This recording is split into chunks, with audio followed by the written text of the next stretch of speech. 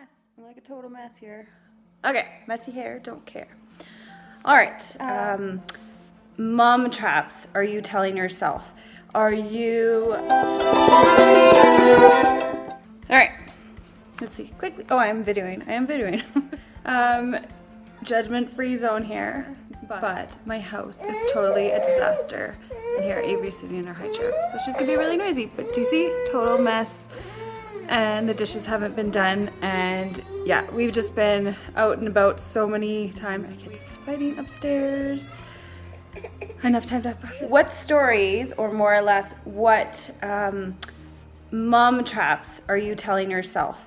Are you telling yourself that you're impatient, or I'm just not a patient person? Are you telling yourself, I don't have enough time for this? Are you telling yourself that you're just not good enough at this? Or there's just like tons of little mom traps, mom lies that we tell ourselves, that we're not good enough, that we're not a good mom. Or there's certain triggers as parents. We have these triggers that set us off, but it doesn't have to be that way.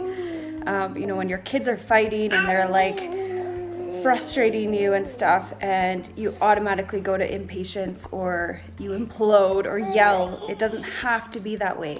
We can tell ourselves a different story. So comment down below. I'd love to know what is your story, and what do you tell yourself? Like, we get to choose our thoughts, and we get to choose how we want to, what type of mother we want to be, what type of person we want to be, and we get to choose our thoughts. Turning those mom traps into better beliefs and better thoughts. And how do we change our parenting triggers and if we're impatient, or we've told ourselves we're impatient, how do we change that? It's something we get to.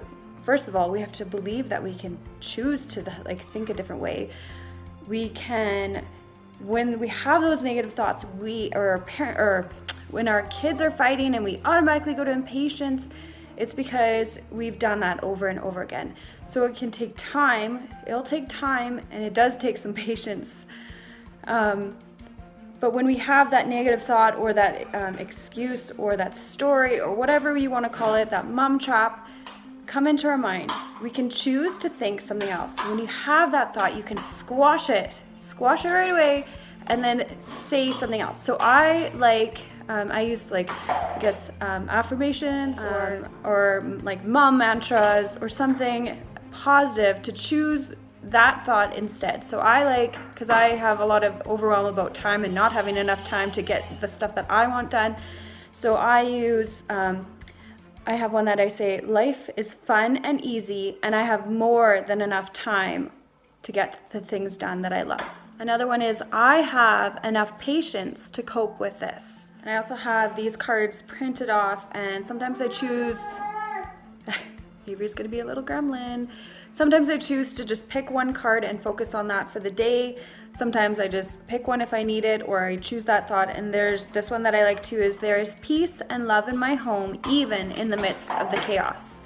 So that's the thing. So like when your kids are fighting and you can have that trigger, I constantly remind myself that this is not my emergency. It's not my chaos. It's their chaos. There's some chaos. But I don't have to let it be my chaos. I can choose to remain calm and remain peaceful. That's my choice, and I get to choose that. No one else. Me and my husband have this joke where one time I think he was grumpy or something, and I mentioned to him, I was like, you know what? You're in charge of your own ship. You get to steer it. And he misheard me, and he thought I said something else that ends with a T. You can figure it out. Anyway, so that's our running joke now. Like, you're in charge of your own ship, and you get to choose. So it doesn't have to always be impatience, and you can develop your tolerance, and develop your new beliefs and your new thoughts, and maybe put in a new, more positive story about yourself and about your parenting. You get to choose. So again, I'd love to know what is the story you constantly tell yourself.